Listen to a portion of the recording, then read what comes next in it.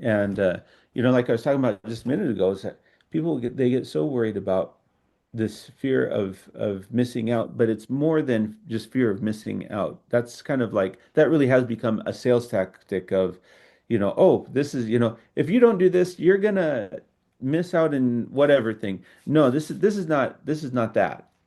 What I'm talking about is when people are afraid of making a decision that they need to make that would be good for them if they would just dare to make it. The first part, I think, would be just deciding that, okay, we need to do this now. Yeah.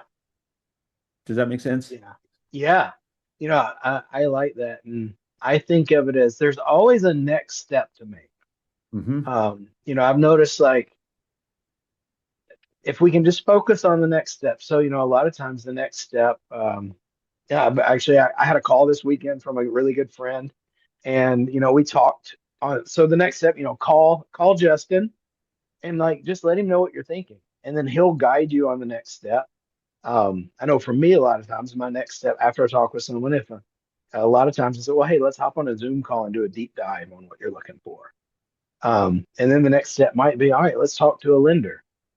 The next step might be like, there's always a next step, and you don't Yeah. have to take them all today, but let's find out what your next step is. And when it's time, do that one. And when it's time, Hmm. do that one. And, it might be talk to a lender because you got to get your credit. There's some things you can do over the next 12 to 18 months to get your credit to a place where you can actually do what you want. The next steps usually call, you or me, whoever the client knows, whoever you trust, right? Call someone that's going to listen and actually know what a good next step for you is. Yeah.